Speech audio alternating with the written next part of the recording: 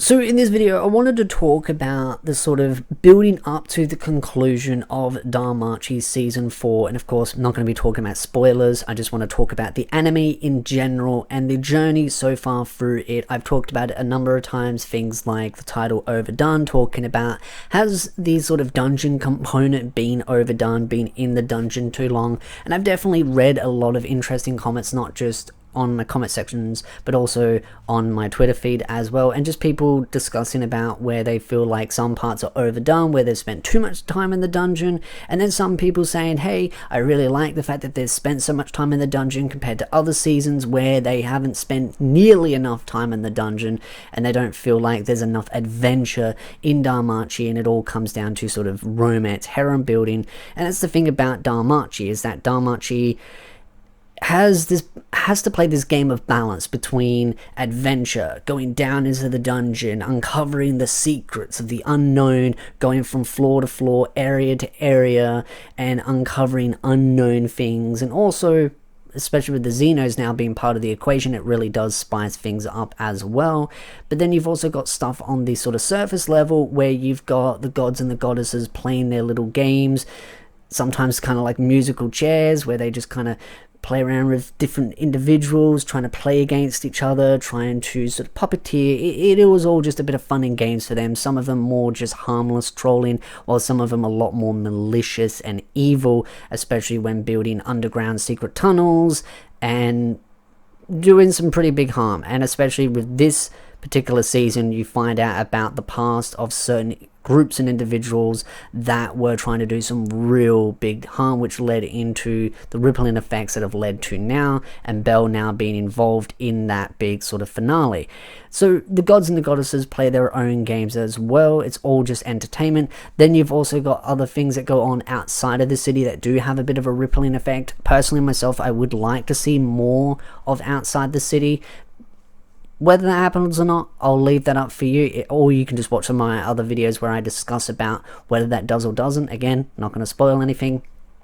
But there's many different parts to the story, but some people do feel like it is too simplistic. But then you've also got to add in other aspects as well, like the relationships between the mortals with the gods and the goddesses, and some of them have romantic feelings, more respect, all just working together to achieve their overall goals. And then with Belle himself, he has a large cast of girls that are infatuated or deeply in love with him, and so it adds to that whole harem aspect. And some people really want that harem ending, some want specific girls to win, and I've discussed about that in multiple videos. Some very, well, not heated from me, but just some comments that can get very heated about how they feel that the story will go in a specific direction. So some people do feel like the story can feel too simplistic or too leaning in one way or the other. Personally, myself, I do think it does add for an interesting mix, because it also does fall back into that sort of mythology as well, and it does some tie-ins, and some really good tie-ins as well, especially with certain characters that has specific sort of things about them that fall into that mythology. So I personally really enjoy DanMachi. I really recommend it for those that have not watched it, because surprisingly a lot of people that do watch my content haven't actually watched DanMachi, but it is one of those harem romance comedies, dungeon diving style stories that mixes it all up. But for me, I really do love some of the interesting things that come from the dungeon diving, especially at the fact that it's not one of those where it's like characters have like 50 levels or 70 levels and they have all these ridiculous powers, even though Belle can feel a little bit super powered at times. But then some people have complained that they feel like Belle just doesn't have enough unique abilities, which it's understandable. Again, understanding and agreeing are two completely different things. I can understand why people feel that way, and I've voiced my opinion about why I do feel like Belle is getting too strong for the rest of his familiar members, and seeing them gain their own unique abilities that can help make themselves feel like they contribute towards the group as a whole is very important, because Belle is just definitely power leveled his way up and up and up and up, but at the same time, as people have noted, he hasn't actually gained any real new abilities compared to other characters. That you've got Eyes, she has a variety of different abilities, and so there are a lot of other characters outside of Hestia's familiar that are, you know, maybe a little bit higher level than Belle, or around the same, or even lower a little bit, but they have far more unique abilities, while Belle mainly just has his sort of firebolt and that's it. Now, yes, he does have his Argonaut as well, and he has his special passive ability, which is all about his feelings and that allowing him to enhance his levels, but two out of three of those are things that he's gained naturally from leveling, and one of those was because of Freya interfering and leaving a book in a certain inn so that he could learn magic. So the question is, would he learned magic on its own, or is it the only reason why he's gained magic is because of Freya? That is the question to be asked. But again, Bell wouldn't have Firebolt if it wasn't thanks to that. So technically he really only has his Argonaut and his passive. So it does feel like a little bit that Bell is lacking in unique abilities, and rather than just pushing his levels really high, it would be nice to see some side progression as well. But that also applies to other characters as well. And it's also going to be a thing about adding side progression that is interesting, and it's not just over the top powerful, because there are some characters in the story that can have some really powerful side abilities that can really game change the whole scene. So I definitely can understand, and I'm looking at all the different perspectives for DanMachi, because it is a story that I am highly invested in, and I love the world building, the fantasy itself, and I can understand why some feel that maybe being in the dungeon too long has felt a little bit dragged on, but I personally really enjoy how it's gone through the story bit by bit by bit. Maybe it could have gone a little bit faster, but I feel like if it went too fast, or any faster than what it's currently doing, you would have lost a lot of the subtle details and the relationship build up between Bell and a certain elf that has definitely become very fond of Bell, and so that relationship would have felt a little bit cheapened if it went faster.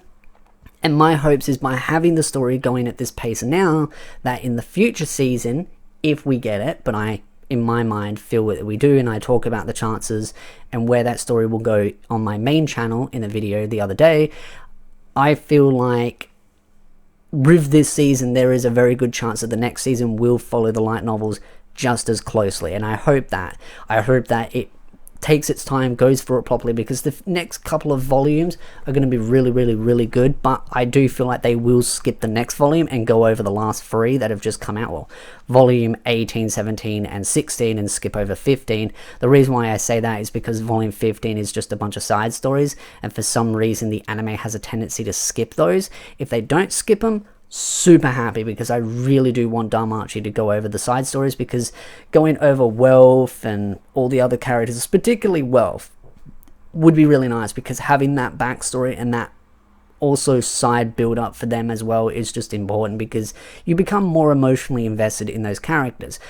Now the thing is, if you feel like there's too much time in the dungeon, well, one of the things about the side story with Sword Princess is that there is even more interesting stuff that's delved into the dungeon and learning about some of the more intricate, hidden, subtle details about the dungeon, and that's something I do also want to see as well, because there's a lot to the dungeon, and the deeper you go, the more crazier things get, and it has its own ecosystem, monsters, variety, and really want to see more of what is down there, and that's what I'm looking forward to in the future volumes and in the future seasons to come. But I can understand the different perspectives of people feeling like there's too much of one thing or another, but I feel like this season has done a really great job, and I wouldn't want it any other way. I mean, I kind of think to myself, well, what if it went a little bit faster? And then you kind of look at some of the things that would have been skipped, and I feel like I wouldn't be willing to sacrifice those just for a little bit faster pacing, just so people might stay more engaged. It's just the sacrifices aren't worth that little bit of better pace, or I wouldn't say better pacing, but a little bit faster pacing, just so that others might be happy. Sometimes it is important to follow as much of the source material, though the author is known for going into way too much detail, in my opinion, in some of the volumes, where there's just like every little itty gritty detail, and it's kind of like one of those, it's like sometimes less is better, in the sense of kind of letting the imagination fill in the gaps rather than the author writing every subtle detail. I feel like other light novels do a really good balance of that as well, but the author has those tendencies to really have some interesting over detailed moments, but then also goes and draws back on those over detailed moments. But that's just a personal opinion. Don't have to agree with me. Love to know your thoughts in the comment section down below. What are your thoughts so far about this season? Also, again, check out the other videos that I talk about with spoilers and content, and I will be having many other light novel videos coming out in the future. So of course, if you like this video, hit the like, subscribe, and I'll see you beautiful nerds in the next video.